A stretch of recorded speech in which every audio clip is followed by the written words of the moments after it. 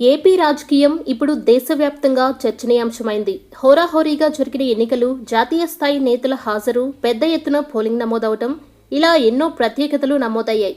పెద్ద ఎత్తున ఓట్లు పోలైన ఆనందం మిగలకుండా రాజకీయ పార్టీలు ఢిల్లీ, హైదరాబాద్ల చుట్టూ తిరగటం, పరస్పరం ఫిర్యాదులు చేసుకోవటంతో ఏపీ ప్రతిష్ట దిగజారుతోందని విశ్లేషకులు పేర్కొంటున్నారు. ఏపీ సీఎం చంద్రబాబు నాయుడు, ప్రతిపక్ష నేత వైఎస్ జగన్ తీరుతో ఏపీ గురించే ఢిల్లీలో హాట్ చర్చ. పోలింగ్ రోజు మొదలుకొని క్షణం విరామం లేకుండా ఎన్నికల సంఘంపై ఏపీ సీఎం చంద్రబాబు సందేహాలను వ్యక్తం చేస్తున్నారు. ఢిల్లీకి మంత్రులు, ఎంపీలను తీసుకెళ్లి కేంద్ర ఎన్నికల కమిషన్ను కలిసి చంద్రబాబు ఎన్నికల వ్యవస్థలో లోపాలపై వినతి పత్రం ఇచ్చారు. ఈ ప్రయత్నం 6 నెలల ముందు చేసి ఉంటే బాగుండేదని కొందరు పేర్కొంటున్నారు. తాము సైతం తక్కువ కాదన్నట్లు వైసీపీ ప్రతినిధి బృందం పోటాపోటీగా ఢిల్లీకి వెళ్లి సీఈసీని కలిసి విజ్ఞాపన పత్రం ఇచ్చారు. ఢిల్లీ విధుల్లో ఒకరినొకరు దూషించుకున్నారు. అయితే ఒకవైపు ఎన్నికలు జరుగుతుంటే మరోవైపు ఎన్నికల సంఘం అధికారులను, పోలింగ్ సిబ్బంది ఆత్మస్థైర్యాన్ని దెబ్బతీసేలా రాజకీయ పార్టీలు మాట్లాడటం సరికాదని కొందరు అంటున్నారు.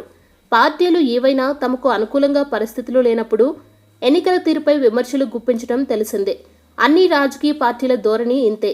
ఇందులో చంద్రబాబును తప్పు పట్టాల్సిన పనిలేదు. ఎన్నికల ఫలితాలు తమకు అనుకూలంగా ఉంటే ఈవీఎంల గురించి ఎవరూ మాట్లాడరు. సాంకేతిక లోపాల గురించి 5 ఏళ్ల దాకా ప్రస్తావించరు.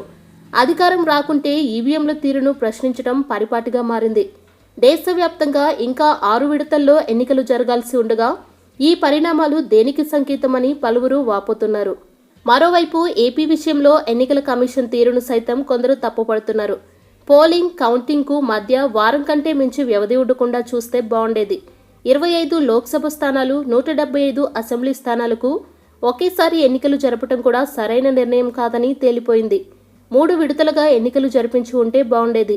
ఉత్తరాంధ్ర, గోదావరి జిల్లాలకు, గుంటూరు, కృష్ణా, ప్రకాశం, నెల్లూరు జిల్లాలకు, రాయలసీమ ప్రాంతానికి 3 దశల్లో పోలింగ్ జరిగి ఉంటే శాంతి భద్రతల పరిస్థితి తలెత్తి ఉండేది కాదు.